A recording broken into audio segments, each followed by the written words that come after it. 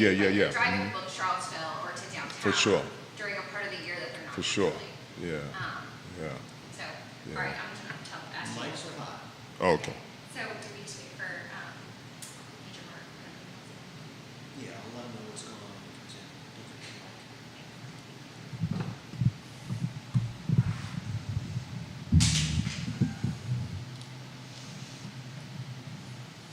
in. How's Willow? Oh, she's amazing. Thanks. She's so cute. She hasn't been calling me, but she said I talked to her yesterday. She said she's gonna call me every 2 days. So I said, all right. That's so sweet. Mics are hot. Don't forget to talk to the audience. Hello, we're very excited. We have an incredible show for you today. You'll tell me when we're going to go live, Judah? You have my levels? No, you check my levels. Am I good? That sound good. Quiet on the set.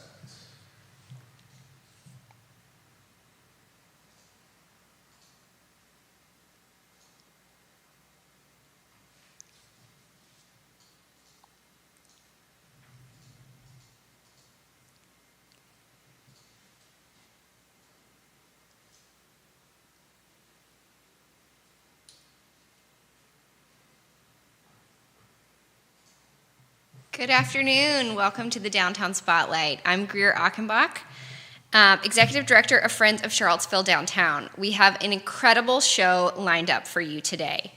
First, we're talking with our friend Ty Cooper about the annual United Nations of Comedy Tour next week, November 16th at the Paramount. And then during the second half of our show, we will be joined by Major Mark Van Meter from the Salvation Army to talk about Charlottesville's response to homelessness. Homeless services and interventions have been a hot-button issue in Charlottesville, and Major Mark is here to talk to us about the plans the Salvation Army has to expand their high-barrier shelter and create a new low-barrier shelter. The Salvation Army is supported by the city and is both a compassionate and pragmatic approach. Before I start chatting with Ty, I want to take a few moments to tell you some very exciting things happening downtown with Friends of Charlottesville. If you have not already heard, Friends of Charlottesville and the city have been working together to bring you free downtown holiday lights coming to the downtown mall November 21st at 5 p.m. That is when the lights will be turned on. Please mark your calendars. It is an incredible opportunity to come snap some pictures with these beautiful holiday lights, to shop and dine on the downtown mall. We love our friends at Boar's Head or Veritas, wherever else you might see lights. But we are offering them for free on the downtown mall. So it is an incredible asset and event for the community, as well as for the businesses. I encourage you to remember that Friends of Charlottesville is a nonprofit dependent entirely on private philanthropy. If you like these programs, if you like the lights or other things that Friends of Charlottesville are doing, please consider donating to the organization or becoming one of our all-star member businesses today. We're going to go ahead and drop these links into the chat now. So the lights are brand new this year, but we are also bringing back some of our community favorite Magic on the Mall programming. Many of you probably remember the Downtown Express, the kids train running on the downtown mall. It was previously just at the holidays, but now it runs every Saturday from 10 to 1 p.m., with extended holiday hours from the 21st of November through the first week of January, running until 2 p.m. So bring your family out to the Downtown Express. We will also be doing free Santa pictures at the Paramount on Small Business Saturday. That is November 30th. As far as I know, we're the only place in town that's doing free Santa pictures. So be sure to come and get your professional photo taken, and bring a canned food item for the Blue Ridge Area Food Bank. We're also bringing back Elves in Seaville. Santa's elves are lost on the downtown mall. Please come help us find them. You can pick up your passport at J. Fenton or Magpie Knits and turn them back in to get a prize once you've found all the elves. The same is true with the Peppermint Trail. So come downtown, sample an assortment of delicious peppermint concoctions. Try at least 4 and win a prize. Again, pick them up, turn them back in at Magpie Knits. There's also the Best in Snow window decorating competition. Come see all the beautiful holiday windows. The Hanukkah celebration on December 29th. You can mail a letter directly to Santa at Alakazam and get a response from the man himself. and many, many more things. So again, I encourage you to remember that these things do not just happen. If you are interested in being a sponsor for the Downtown Train, we have 2 advertising spots left. Those are $2,500 a piece, but you are advertised on the train for the entire year. We're going to go ahead and drop that link in the chat now. We are also looking for a sponsor for Santa Pictures at the Paramount. That is a $1,500 sponsorship opportunity. Great for the community, great for the businesses. We encourage you to support this. We're going to drop that in the chat right now as well. And finally, we're looking for some volunteers to help us make all of these things happen. If you're willing to help, we need Downtown Express drivers and assistants, as well as a few extra special holiday volunteers to help with Elves in Seaville and the Peppermint Trail. We're going to put those links in the chat as well so that you can come and volunteer with Friends of Seaville. Be sure to follow us at Friends of Seaville on Instagram or www.friendsofseaville.org to stay up to date for all the latest holiday information. And now, let's welcome our friend Ty Cooper, founder of the United Nations Comedy Tour. How you doing? Hi, Ty. Thanks for being here. Doing well. Doing well. Thanks for having me. So let's jump right into it. Yep. You started this comedy tour several years ago. Why did you want to bring it to Charlottesville? Well, I started the tour in 2002, so it's been around for about 22 years. And Wow. Initially, the tour was to promote diversity on PWIs. That's predominantly white, institutions, like UVA and many other universities.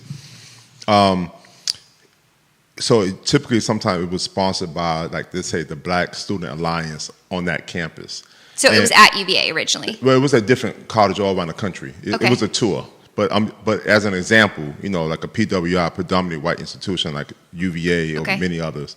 And the success, it was just, different universities were booking it because they heard about it. I was a member of NACA, which was you know NACA? Yeah, I had a friend who used to work there. Okay, yeah. All right, so I was a member of NACA, so I used to book homecoming concerts for different college campuses around the country. And so I created this entity, this brand of United Nations of Comedy. It's in the title, like the diversity effort is in the title, United Nations. So that meaning, bringing an array of different comedians and, based on ethnicity, gender, and so forth. And so Charlottesville was just one of the places on the map. It was en route to George Washington University, GW, other universities. So it was just another place. I didn't have really a reason to bring it to Charlottesville per se, but it was just, so UVA it fit the mold. It was a predominantly white university, and it had different multicultural departments, and they would sponsor the show to come to the university.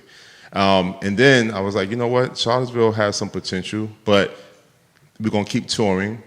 I joined the board of the Paramount Theater in 2010. From 2010 to 2017, I was on the board of the Paramount. Oh. And at that time, I had a little tete-a-tete with the marketing department and the theater manager at that time. And I didn't really have an appreciation for what I felt as though was lacking in the programming.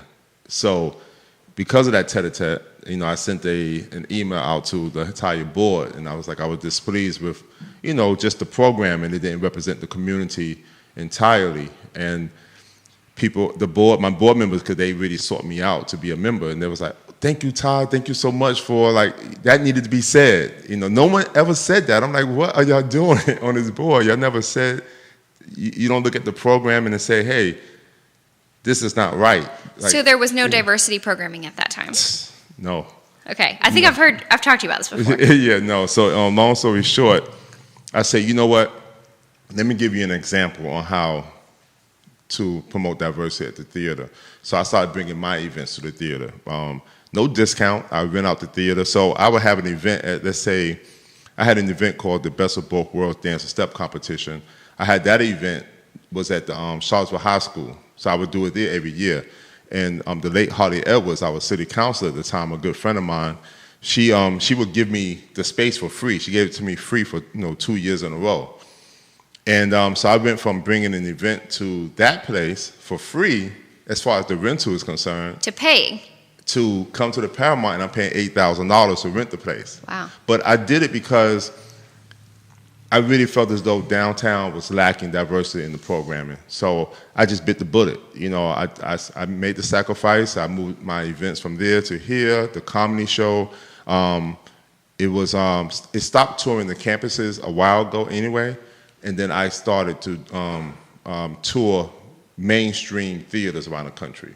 And that's how it got to the Paramount, because I was like, all right, you know what? I'm on the board of the Paramount. I have 2 events I'm going to bring here to promote diversity, to show you guys how to do this and how to market it to a diverse audience. Market it to the same audience who you have coming in already, but now we go into the inner city or the urban environments and trying to get them and try to mix up the audiences. And it was pretty successful. Well, that's such a win for them as well, right? You're introducing them to a new audience. And they're making more money from rental for me. Right.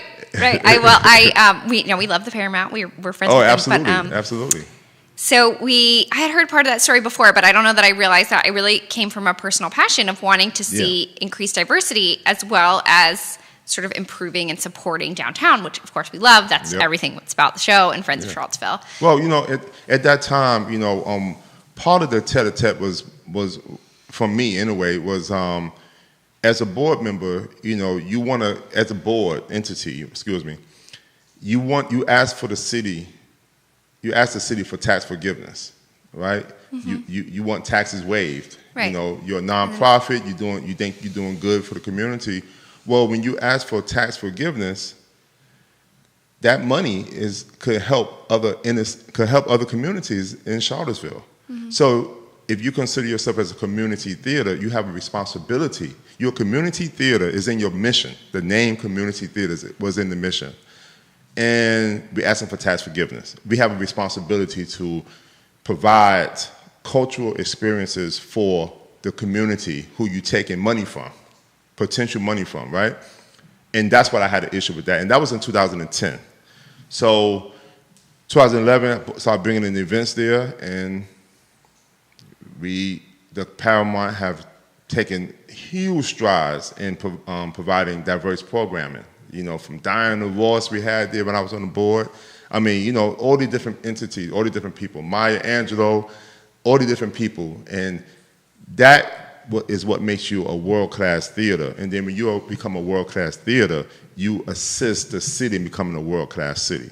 So it's all about arts and culture, period. So this is, I knew a little bit of this, but there's so much history to it, and I don't know that I could trace all of that back to the United Nations of Comedy Tour. Yeah. So tell us again, how many years have you been doing this? It's been around since 2002, but I've been bringing it to the Paramount Theater consistently every year since 2011. Very cool. Well, it's a great event. I didn't go last year, but 2 years ago, and it was incredible. Yeah, thank you. So we talked a little bit about the purpose and significance. Right. What comedians are part of the tour this year, and how do you choose them? I typically choose comedians. Typically, I would travel and go to different, comedy clubs and so forth, and seek them out. Sometimes I may have relationships with many comedians, and someone say, "Hey, you should get so and so. You should get so and so." But my comedians on the United Nations of Comedy must be national comedians. You have to have TV exposure or movies and so forth. I don't just pick people who open up. It's not the United Nations. Like, if you're an open mic artist, that's cool. Do your open mics, but I can't put you on United Nations of Comedy because it's just a bigger entity, it's a bigger thing. Okay. All my comedians actually can headline. So when you're having 4 or 5 comedians on one show, you could just take names out of a hat, blindfolded, and you're gonna have a good headliner because they all are pretty much almost like basically equally the same in strength. They have their own style, but they really strong. So sometimes I would go to a comedy show, like in New York, one of my friends' comedy clubs, or I'll go just anywhere and just take notes. I'm the one that sits in the back and don't laugh at any jokes. Because I'm analyzing them, I'm studying them, and I'm trying to make sure that, okay, this is something for Charlottesville. That's so that's much kind of work. how I get them. Yeah. So I have a couple of questions for you. Why comedy, right? So you talked about wanting arts and culture and diversity, so why comedy? And then the other question that's top of mind for me is, do you look for a diverse lineup, or is it really just about the caliber of the comedian? Oh, diverse lineup first and foremost. Okay. And the caliber. It's neck and neck for me because I have to stay true to United Nations, the title of it. Sure. I have to stay true to the diversity efforts. The reason why I even created it, 22 years ago. That's like a must. So I can't get away from that. And the caliber, you don't want to bring crappy comedians Right. to a show. Comedy is very subjective, and so people are going to definitely feel, oh, I don't like this comedian, or I like this comedian, or I love this person. Everyone loves Funny Man Skiba. It's like ridiculous. Like some people were upset. Is that one of the comedians that's this year? Yeah, he's the one that really hosts. He does his comedy set, but he also the host. So he's like my glue Okay. for the show. So he comes out in between each comedian. So you feel confident that if somebody's not the style of the audience, If someone you've not, got him. oh yeah, because he come back. Because sometimes there's been times. I'm not gonna mention comedians' names, but there's been times when he come out and supposed to do 3 minutes Yeah. in between each one. So he does like a 25-minute set in the beginning, and then he does like filler. Sometimes I say, yo man, you gotta do you gotta bring the show back up. So he And he gotta. he can on the oh spot. yeah, all the time. Then he go back out there and then he does longer than 3. I may tell him to do 3 minutes between each one, but then he goes out there and they love him so much he ended up doing 10 minutes. I'm like, yo bro, only 3 minutes, man, because you already did a set. So that's my guy. I love him. So he's like a brother to me. Is he just improving this whole time, or he just has so much? I mean, he got material and he's just talented. They're all talented. They're equally talented. They just do what they do. They got written stuff, but then you got to know how to play off the audience. You got to know what's going on. For instance, we had an election. We're not going to turn this conversation to a political thing, but we had an election. There's a lot of material for comedians to eat up. Tons. If you watch SNL, then you understand that. So good comedians stay current, and it's never too early. What I mean by that, if something happens, it's never too early to joke about it, right? I don't care how distraught someone is. And we need that, right? You need that humor. Yeah, always. And I think you asked me, part of this question, you asked me why comedy. Yeah. Comedy is good for the soul. It keeps you younger. You got to smile. Smile is good for the muscles in your face. And then people just love it. I just love comedy because I was a Richard Pryor. I was Richard Pryor's biggest fan. And I always loved comedy since I was young. Eddie Murphy and everybody, Dave Chappelle, now. So for me, doing comedy is almost like a no-brainer. And also, what's great about comedy that it's a way to really bring people together. Because what happens is this, and this is the mission of the United Nations of Comedy. When I have you in the room, Paramount Theater, whatever, but if I have you in the room, white, black, Asian, Latino, whatever you are,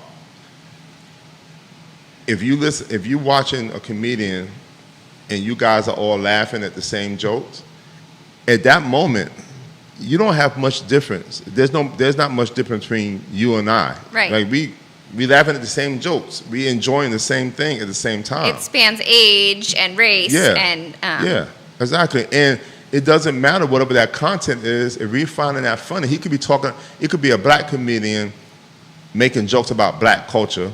Same black comedian could make a joke about white culture and Latino culture. Then we have an Asian comedian. Like I used to have Xing Wing on the show. I brought him here a few times. He had a Netflix special. I brought him here a few times way before the Netflix special. Like so, and he's an Asian comedian. So I mixed up these comedians, and if you're laughing at the same time at the same jokes, we are the same. Now I can't control you when you leave the place. I can't convince you to invite this stranger into your house for dinner because you met him because y'all were laughing next to one another. But I got you at that moment, and I put a diverse audience together to enjoy something. And it probably And happens that's it. naturally. Yeah, That people make connections. Yeah, they should, hopefully. But sometimes, as we very well know, it doesn't happen all the time. So Ty, this sounds like a lot of work, and it sounds Yeah, it's a lot of expensive work. to bring in this kind of talent. So how sure. is this? how is this supported? I mean, I do. To be honest with you, it's me.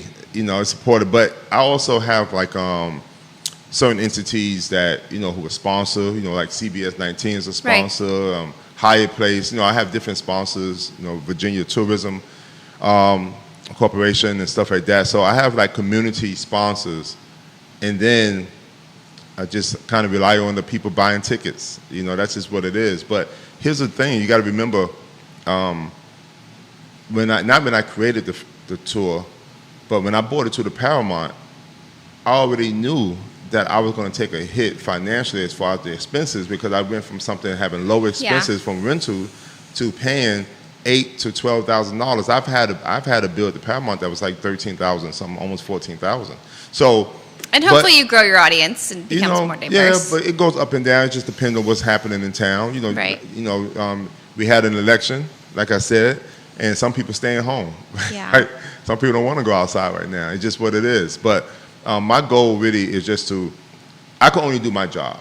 I can't make someone buy a ticket. I can only bring culture here, and it's up to the people. I got to market it, but it's up to the people to buy in and say, hey, I'm going to support this event. This event doesn't happen every day. This happens once a year.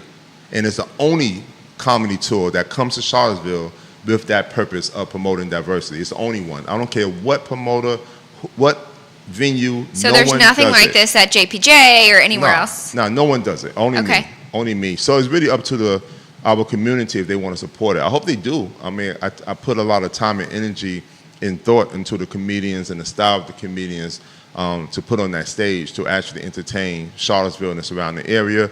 But the good thing about it, too, people do travel in as well. So it's really a tourist draw. Yeah, definitely a tourist draw. And it just depends. Sometimes it's up or down. It just depends on what's going on in our town. We have a small city, a small town, but it's very busy. I know, very much so. There's a lot of events. There's so much. We think about this all the time, right? With so many nonprofits and so many things, you're constantly competing for resources and attention and all of those things. So we talked a little bit. I think it's amazing that you're bringing people downtown at different points throughout the year when we want traffic downtown. Yeah. So you and I have talked a little bit in the past about this as well, but kind of the importance of arts and culture and why it's so important downtown. Can you speak to that a little bit? Yeah, because one thing, when you say downtown, you automatically think about energy. Mm-hmm. It's all about energy. You don't say uptown. You don't say midtown. We allegedly have a midtown here. What is considered midtown? Like the corner or the main street? No, midtown is West Main. Right, okay. That's what they say. I had the dry cleaners there. So there was like midtown. I'm like, what are you talking about? Midtown? Because you're from New York. Yeah. Midtown is very wide, very long. It's a stretch, right? But long story short, when you think about downtown, you think about vibrancy, you think about energy. It is all about energy. So when you bring arts and culture downtown, the energy is what's drawing the state and the city and the county, but the state and the city are marketing to get tourism, to bring people in. Right. Okay. Yes, we have Monticello, and we have wineries. Right, so we have these different things that people is already checked in on their list to go to attend, but they're always going to come downtown, right? Downtown is the downtown. Right, to eat, to shop. Yeah. And so stay at a hotel. Yeah, and so you want to be able to have a place where they could do everything without even leaving. They don't have to drive. You want them to park their car, right? So when they park their car, it's like when I do the Indie Short Film Festival, everything is downtown. All my venues, 5 venues. I want you to park your car or don't even park, don't even drive. Right. Take a flight and you come downtown. Your hotel is here, your food is here, your entertainment is here. You could take the train right in and just walk downtown. Yeah, and you could go shopping. There's a few boutiques you can go shopping. So I think downtown Charlottesville needs to be a hub of entertainment, food, leisure, and all the things. And that's really what downtown is about. That's fine. Or that's at least what downtown should be about. So when I bring events here, I want it to come downtown because I want to be part of that element. I want to be part of that place where people are coming to, and they could be like, wow. When I'm in New York, I'm from New York, right? So when I used to leave the house In New York, sometimes I didn't even have plans on what I'm gonna do today for the day. I go outside and I'm like, what do I want to do? All right, I'm gonna go downtown to 42nd Street. I'm gonna go stay on the tickets line Because to that's get a where the Broadway energy play. is. Get a Broadway play. But we have energy in Harlem. Don't please, because we have So the you're right, Apollo. you're right. I Yeah, we have misspoke. we have everything in Harlem. But I'm just saying, I have choices in New York. Mm-hmm. Choices. If I want to go see Asian art, I can go to see Asian art. If I want to go on a boat ride, I go on a boat ride. If I want to go to a Broadway play, I go to a Broadway play. If I want to go to a black production, I go to black. Whatever. Charlottesville is not New York. Sure. It don't supposed to be. It's supposed to be Charlottesville. It's not D.C. It's supposed to be Charlottesville. But what we need to do is to create the Charlottesville that we want. And me as a promoter, I feel as though it's my responsibility. The burden is on people like me, and people on like Corin Capshaw and other people, where we have to put stuff into Charlottesville. And when you think about Charlottesville, you really think about downtown, to Right. be honest with you. I mean, I love other places of Charlottesville, Of course. but I don't think about those places when I want to go for entertainment or anything like that. Now, if I go to to see a stage play, then there's opportunities at the Jefferson School, which is right there, downtown, right there on that cuff of Midtown and downtown.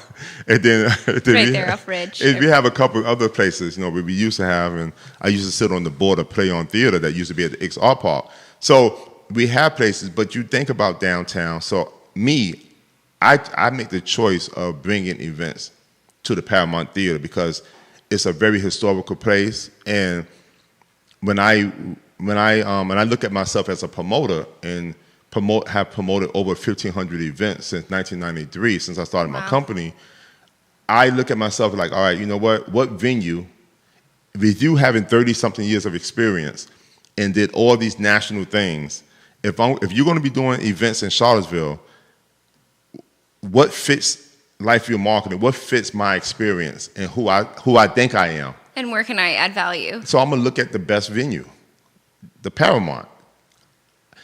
So I'll spend and pay for the Paramount because it fits what I'm supposed to be doing. You know what I'm saying? And I have. And it's where you want to be doing it, right in the center of downtown. Right there. So it's the Paramount. It's the premier space. It's the Paramount. So I'm so glad you're here today because it's been something that's really top of mind for me, and I hope that we work together on it. I think arts, culture, entertainment is the differentiating factor for downtown. That is what separates us from everywhere else, right? We're not Stonefield. We're not Right. wherever else you might go. We have this amazing asset. There's also incredible dining and shopping and community family things. But you have all of these art galleries and all of these performance spaces, and how do we capitalize that, and how do we bring great talent here? And I've been talking a little bit with your wife about it, and Friends of Charlottesville really wants to play a role in that space because it should be the brand of downtown as a place that celebrates that. It brings people to the. Imagine no events happening downtown. Imagine that not a Paramount, not a Jefferson, not a Southern, and not the Pavilion.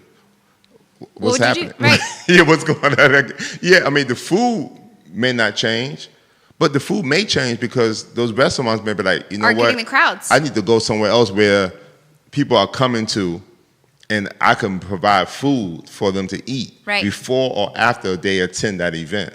And that's what we offer right here. Like even like today, I'm going to the downtown mall to talk to Mike because I want to give a discount to people who have comedy show tickets. I should have did it last week, but I just got Mike married. at Rapture? Yeah, because he does the same thing for the film festival. Oh, cool. Yeah, he provides a discount if you have like a badge. So I'm gonna do the same thing. Like I said, I should have did it a few weeks ago, but life. Life happens. Ty just got married. His wedding was in Greece. Yeah, it was nice. And I love your ring too. So don't show her that ring. Oh, Robbie's is so beautiful as well. It's similar. It's nice. Yeah. She made me lose my train of thought, but I think that's so important, and I think we have this incredible. I hope that everybody understands how important this ecosystem is because you're absolutely right. If we don't invest in arts and culture downtown, the businesses, the restaurants will suffer, the shopping will suffer, the hotels will suffer. It is such a crucial part of our downtown brand. And so we've gotten a little off track, but to take it back to comedy a little bit. Sure, absolutely. Tell me about the four comedians that's that right. are coming. Funny Man Skiba. He's a household name here in Charlottesville. He's been here since 2000. Before he'd been here UVA before I even started bringing it to the Paramount. Actually, I forgot about that. So he goes back. Paris Sage, she's an amazing comedian out of New York. Female comedian. Female okay. comedian, yeah, out of New York. She's hilarious. We have Chris Rock's brother, Jordan Rock. People love Jordan. I didn't have him here last year because he was busy, but I brought him back this year. And we have Anthony DeVito. Now, Anthony DeVito is hilarious. I love that guy, man. I had him here last year, so people was like, "Yo, bring him back," and I was like, Where's he from? I need to New York. He's in the New York area. They're mostly New York. Okay. Yeah, New York, New Jersey. New York has a big comedy scene. Huh? New York must have a big It's comedy the scene. best comedy scene. I thought so. I assumed. Yeah. DC would say something different, but come on. DC New thinks York, they have it? I don't know what they think, but New York is New York. We have the Cellar. We have Caroline's. That's where Jerry Seinfeld would come to the Cellar and just that's so practice cool. new stuff. I mean, so you could be at all these clubs. New York, we got the New York Comedy Club with a buddy of mine. He owns that. So we have a lot of comedy clubs in New York. It's a big comedy scene. So that's why I go there. I actually been to DC's comedy clubs to look at comedians to bring here. So I have, but I would tell you this though, DC, don't get mad at me. DC folks, please don't get upset with me. I'm about to say something. I got to be honest on this show. I will say this. We love it. I would say this: the number of comedians that I would not book twice, the majority of those, very few, Come from DC. came from DC. I would not book them Okay. twice. Okay, you heard it here, everybody. He's not biased at all. Not It that had nothing he's from to New do with York. DC. It's just my luck. It's my luck. Maybe they were from Baltimore. I don't know, but there's actually There's two New York comedians that I did bring here some years ago. I would not bring them back. They just wasn't for Charlottesville, but they were for another place. But they was more like for like the club, the comedy club. Interesting. Okay, Comedy so club it's a comedians. different audience here than. Oh, yes. You got to be mindful of the. Yeah, there's work behind this. This is like a full-time It's so much job. strategy. It's strategy. I have a comedian, for prime example, I have a comedian named Aaron Berg. I love him. He was amazing. I went to Canada to a comedy club called Yuck Yucks. I went to Canada. This is in 2000 and, oh man, it was a while ago. But I went to Yuck Yucks. This was like 2010, I think. I was in Canada, went to Toronto, and went to the club looking for comedians to bring to the States. I met this guy. He joked about me when I was in the about a black man, blah blah blah. It was like a sea of white people, so I was like the only black. I think it was like 2 black people. He joked on me and stuff. It was great. I didn't get his information because I had to leave. And he didn't know that you're a promoter when he was he didn't know. joking. No. Oh, that's funny. Okay. No. And then, cause I don't say anything. I usually sit in the back and not laugh, and I'm just studying. And then I went back home, and I was like, man, that guy in Canada was hilarious. I need to get him. And so I was going to call the club or whatever, but I just kind of, just didn't. Some time went by, 2014 or 13, something like that. I think 14. I'm in. I don't know if it's around that time. I get confused, but I'm in the New York Comedy Club, downtown, my friend's club, and I'm sitting there, and I forgot his name. So I saw the people that was up there, and I was like, that guy looked familiar because they have the face and the name. So he's in New York at this point. I didn't Seen know. him in Canada. Yeah, Okay. I didn't know. Yeah, I'm in New York, and I'm like, damn, it looked familiar. But Jordan Rock was performing, so I really was like, all right, let me see Jordan. See what Jordan.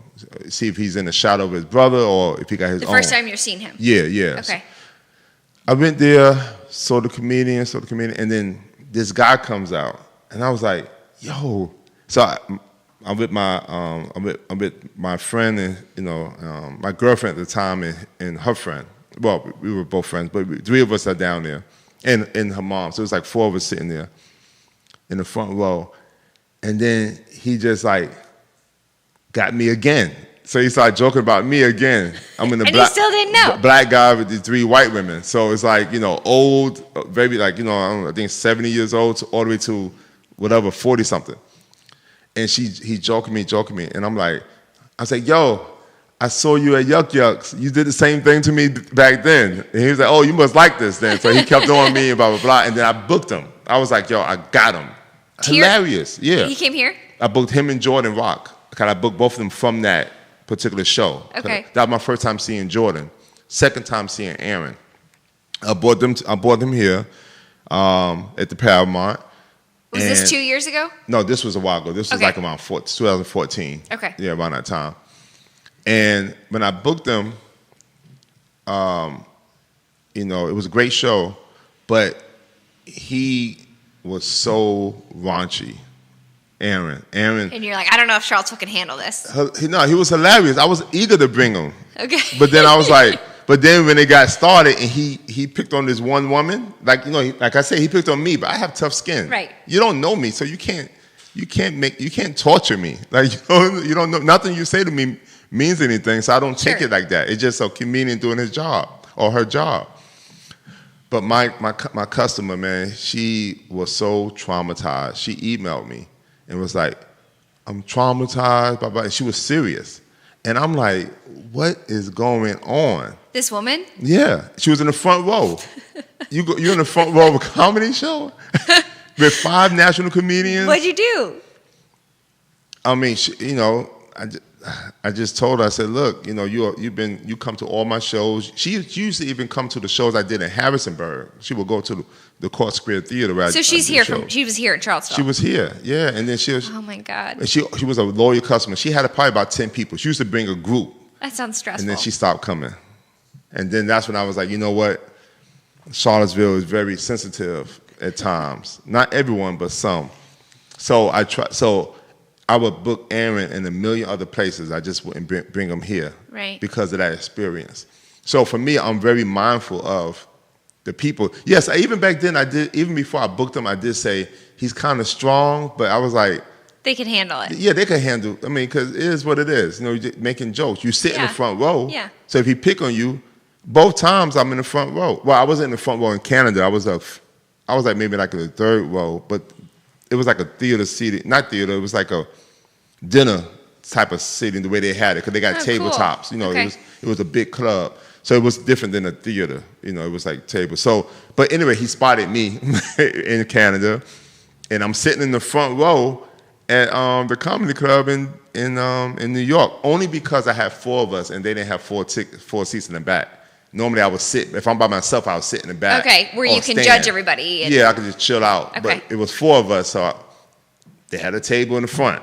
So I knew something was going to happen. But anyway.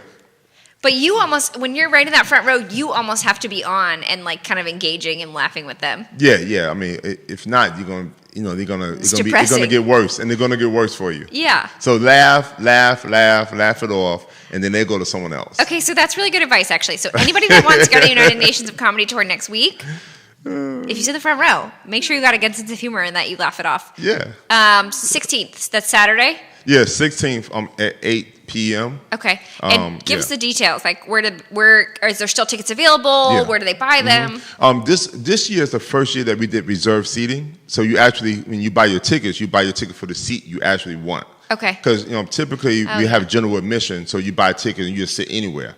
But this time you got to actually pick your seat. So we have VIP section for $49.50. Then we have the regular section, like in it's not even far in the back, but behind the VIP area, and then like on the sides, we have that for $39.50. So it's very affordable. Yeah, it's very reasonable. Yeah, it's very, very affordable. I don't like giving people excuses on not attending. So, and when I promote this show as an effort to promote diversity in the community, it's not about money. And I think people may not understand that. They look at me sometimes and say, oh, he doing all this stuff, he got all this money. No, if you do mathematics, like the show doesn't sell out. It's funny what people think. The show, I'm doing this for you. I'm not doing this for me. Now, if I was to get someone to give me $30,000 to sponsor it, then yeah, money will be made, because then I'll have profit coming in. But I'm just paying the bills just to make sure that something I bring here is consistent. So it's Saturday, November 16th, 8 p.m. at the Paramount Theater right on the downtown mall. And they can get tickets 3 ways. They can get tickets by going to the website, UnitedNationsOfComedy.com, which will take you to the Paramount Theater's website. to buy tickets, they could call by phone, 434-979-1333. Called you? Is that's that a you? No. Oh, That's the Paramount Theater. that's a big job. That's the Paramount Theater. Okay, And then, everybody got that? And then, or they could go to the box office, which is right on the downtown mall. The box office have very limited hours, unfortunately. Okay. It's something that even when I was on the board, I complained about it then, and I complain about it now. But it's from 10 a.m. to 2 p.m. unless they have a show, and then they open up like about, I think, an hour, 2 hours before showtime, if they have a show, so you can get tickets. So they can buy tickets same day if they're still available? Yeah, they can buy the same day, but it's reserved seating, so you probably want to, it's better to buy in advance, but you can avoid like the fees and stuff like that by going to the Paramount box office during the hours that they open and just buy them there. But convenience, I mean, we all pay convenience fees, so if you're going to do it you got your feet up, looking at I Love Seville, and you just buy them from your computer and just pay the small convenience fee. It's gonna be a good show though. So I know that Ty has convinced you that you want to come to this. It's incredible price. When we talk about the caliber of this event, I would expect it to be over $100 a ticket. For sure. And so $39, $49 for a night out. Please come support it. It's for all the great reasons that Ty went over. Of course, we also encourage you to come down and visit our restaurants, visit our shops while you're coming in. So I'm going to Rapture right now to get that discount too worked out. Hopefully he's there. Yeah, tell us about that. So so if you have a ticket. If you have a ticket, I haven't talked to him yet. I'm doing it right now, no pressure, Mike. I mentioned it to him though before. It was a while, a couple months ago. I was like, "Hey man, I got the comedy show coming. I need to talk to you." But I was about to get married, so But yeah, usually, if it works out, he'll let me know what percentage he could do. If you have your ticket, you go in there. I'm gonna tell him that I talked about it already, so it got to be a done deal. I'm just not gonna mention the percentage because I have no clue. But that's what I do. It's about trying to kind of connect the businesses, to the event and try to support one another. Have traffic coming in. A place like Raptures or even a place like Corner Juice is right next door, so it's very convenient. So stuff like that. So I'm gonna work that out. I'm gonna go there, a little bit later when I go to the PO box, check my mail, and then go and see them out. But I think it's just about having something that will allow people who come downtown to not have to go anywhere. You don't have to go somewhere else to eat. Right. I got a discount for you right here. Don't worry about it. Just support the businesses right here where you are, so you don't have to walk anywhere. You walk about I don't know how many feet that is, about 100 feet. To Corner Juice, right? It's right next door to Rapture. About 100 feet. Just go right there and you're here. So that's what I want to do. And I'm gonna say this too. Last year, I was real nervous because Dave Matthews Band was in town, and I was like, my event is only gonna have 25 people. But I had 500 and something people there last year. Wow. And that was more people that were there during the time Dave Matthews Band tour started at JPJ than it was the past couple of years because it was trying to rebuild after COVID. Right, I remember that. You know what I mean? So it was a slow build, So I was impressed with Charlottesville, and I was impressed. I was like, I'm not even thinking about it. I was thinking about last year, I was thinking about my film festival in March. I was like, I'm past this. Whatever happened, I'm not going to get anyone in there. And we ended up having 500 tickets sold. So that was really good. I don't know if that's going to happen this year, but I think I was happy last year. Yeah. So we'll bring Ty back on to talk about the Indie Film Festival, which is another amazing event in Charlottesville that we're definitely going to want to feature. Yeah, for sure. One thing I wanted to highlight while you're here, it's probably come through in this interview, but you're just an incredible relationship builder. We really value that you think about that in this community and are trying to help us bring everything together. There's so many assets, and we just want to highlight them and show what a great community space downtown can be. So anything else you want to talk about with us about the United Nations of Comedy Tour? You've been an amazing guest. Yeah, thank you. I think I just want to say, these comedians, just come out and enjoy. Come out and enjoy it. It's going to be hilarious, good time. And it's the most consistent show to have come to Charlottesville so far, and I've been paying attention. Every year, we haven't taken a year off. You know, we come to the Paramount Theater every year since 2011. There's no other show that can say that. And in this town, there's no other show that can say that it really has been built and designed and created to promote diversity and bring people Right. together. Yes, some people would say, you know, events are events, so anyone could come. No, the mission behind this Intentionally curated. is intentionally curated to bring people together, to bring the audience together, and that's what I'm about. You know, I do it for the Virginia Film Festival. I do it for other clients. I have done it for other clients, excuse me. But I consistently, I still do it for the Virginia Film Festival, where I'm trying to introduce new audiences to the movies, right? So and all I'm doing with that is that I'm transferring the same energy that I put into the United Nations of Comedy or the Best in Both Worlds dance and step competition, like those kind of events. When is that step competition? It's always at the Paramount. I haven't Okay. did it since COVID. Okay. But I'm gonna bring it back next year, Good, 2025. Yeah. And so I just kind of put the energy into that. It's the same kind of thing. I want to merge audiences. I want to introduce people to new and different cultural experiences, and that's how the United Nations of Comedy. You're going to see a white comedian, you're going to see a black comedian, you're going to see a gay comedian. Then the next year you may see an Asian comedian, a Latino comedian, a white comedian, black. I try to mix it up that way. So it's all with intent, you know. It's all intentional. I hope that people see that, because it is, I'm sure people underestimate how much work that is, but how Of course important they it do. is to really lead with that intention. Yeah. And like Ty started with, like, comedy and laughing is good for the soul. So Yeah. And your facial muscles. fully in Yeah. support of that. Yeah. Ty, Yeah. thank you so much for being here today. Thank you. Unfortunately, it looks like the Salvation Army is not able to join us today. We will follow up with them and hopefully have them on to talk with us next month. We are going to go ahead and drop a link in the chat of the October 21st City Council meeting, where City Manager Sam Sanders presented his recommendations to City Council on, I think it's community safety, homeless interventions, and quality of life improvements on the downtown mall. If you're interested, I encourage you to take a look at that and to continue to support these efforts in our community. Thank you so much for joining us here today on the Downtown Spotlight. We look forward to seeing you again in December, and please come out to support all of these great events. Thanks.